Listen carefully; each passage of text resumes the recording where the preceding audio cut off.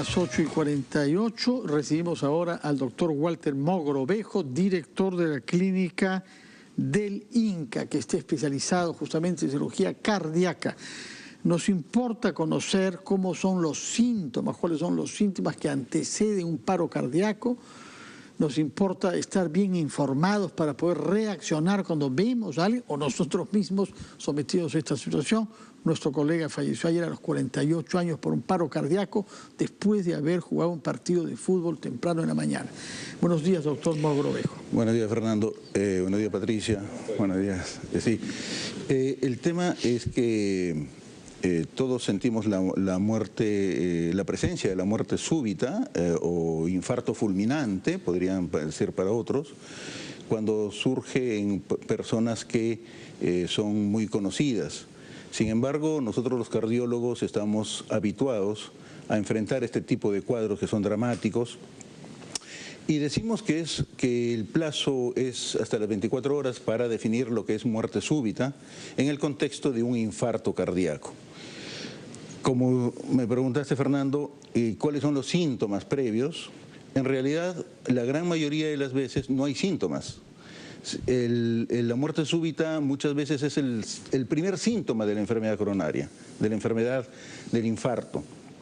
Y en un 50% de pacientes, de fallecidos, se presenta así, como primer síntoma. En el otro 50%, los pacientes tienen la chance de tener dolor de pecho, falta de aire, mareos, palidez, en donde ahí hay una ventana de tiempo, una oportunidad que nos brinda su organismo como para actuar. ¿Por qué? Porque ese corazón está desfalleciendo y por lo tanto está desfalleciendo también la persona.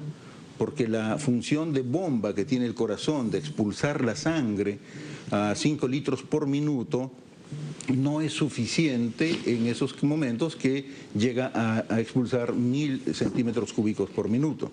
No llega al cerebro, por lo tanto el paciente se desploma.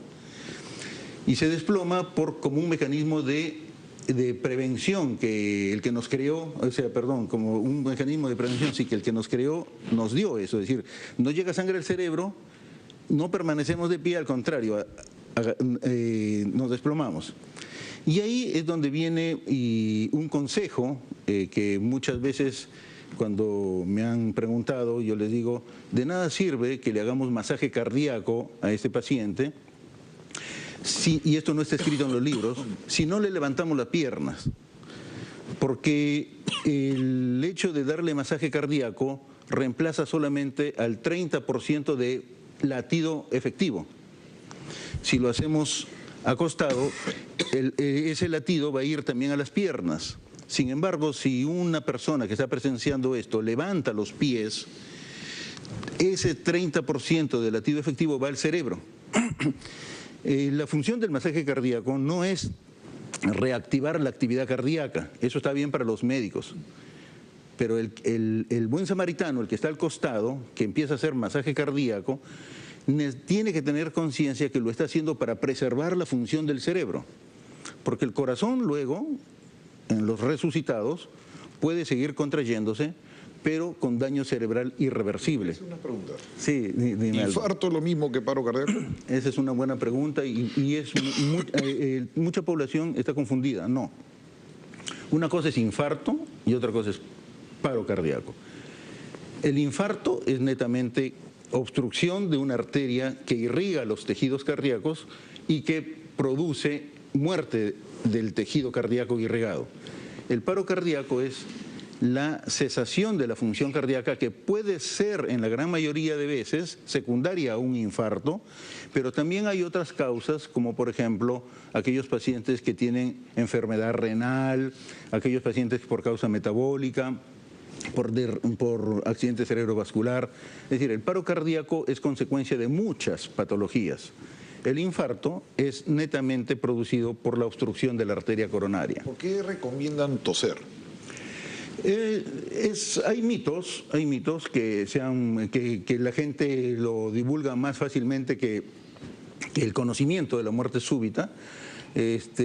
como por ejemplo toser. ¿Qué sucede? Nosotros cuando hacemos cateterismos cardíacos y el paciente por una cuestión alergénica, su corazón empieza a enlentecer su latido, le hacemos que tosa para que el diafragma le levante al corazón, exprima un poco las arterias coronarias y permite el flujo de sangre que no está sustituida con material de contraste.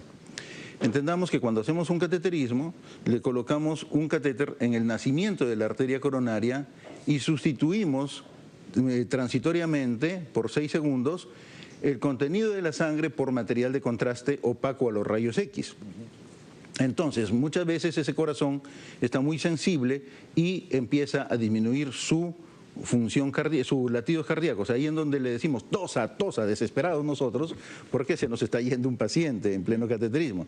Y el diafragma cumple esa función de exprimir las arterias coronarias, eliminar el contraste y rápidamente pasarlo la sangre. Si uno está sufriendo un infarto, toser, como te recomiendan. Todavía la ciencia no ha demostrado si eso realmente es efectivo o no efectivo.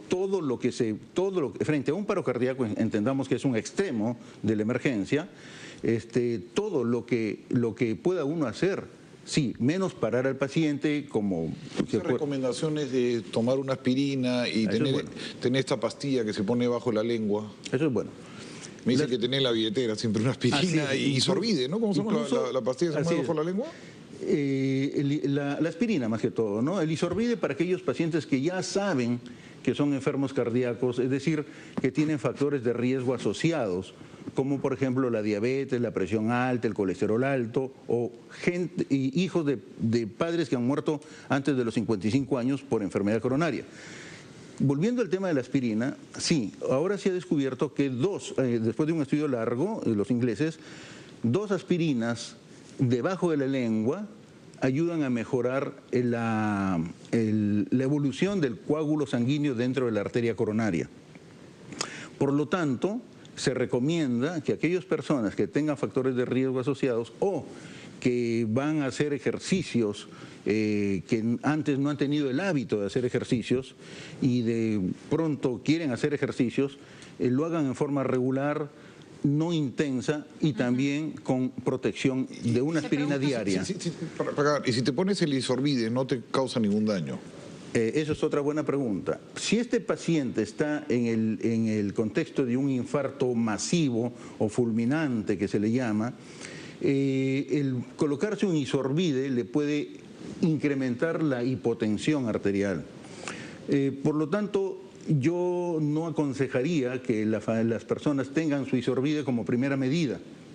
Sí aconsejaría que se hagan sus chequeos, porque entendamos, la enfermedad, la muerte súbita no se trata, se previene. ¿Por qué la gente se siente mal? Como tiene muchas veces ganas de ir al baño, muchos de los muertos por infarto aparecen en los baños. Algo es típico. Bastante, veo. Mira, cuando hay un infarto fulminante, el corazón no expulsa la sangre en forma adecuada ni en la cantidad adecuada.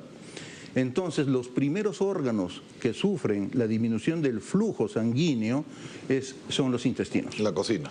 Así es, son los intestinos, el paciente empieza a sentirse con una languidez, un malestar que no lo define bien, pero a su vez también está mareado. Está mareado. Eso significa bajo flujo sanguíneo y es altísimo riesgo y es un síntoma de pésimo pronóstico. También, ¿no? No de mal pronóstico.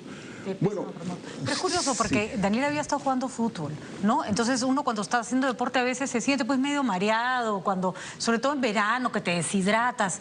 No debe ser tan fácil pues identificar ese tipo, porque él se sintió mal. Hubo varios minutos, supongo, no sé cuánto tiempo fue, en que él se sintió mal. Llegó, de hecho se descompensó, es lo que describen sus amigos.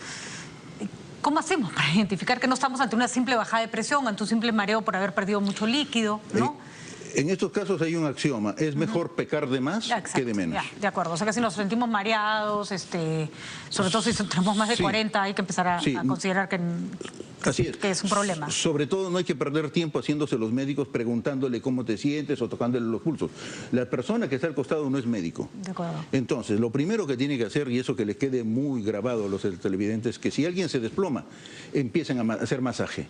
Y que otro revise los pulsos, a lo mucho, y que le levante las piernas. Fernando, eso es... Si entiende el que va a hacer masaje cardíaco, que tiene que tener una persona al costado, que le levante las piernas al que está tendido, hemos ganado el 60% de aspirina efectividad. y levantar las piernas. A 90 grados. Ahora, lo curioso es que en estos casos no hay que, entiendo que no es necesario esperar una ambulancia. Trasladar a una persona con esos signos, la podemos meter en el carro y levantarle las piernas, ¿no? Y seguir porque no masajeando. es rotura de columna, no hay rotura de hueso, nada que podamos empeorar, ¿no? Así es.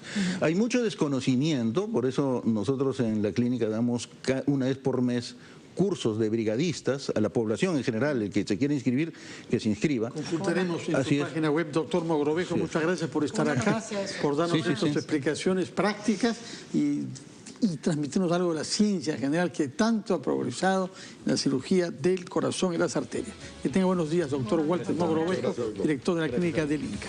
Pausa, titulares de la hora, y regresamos con ampliación de noticias.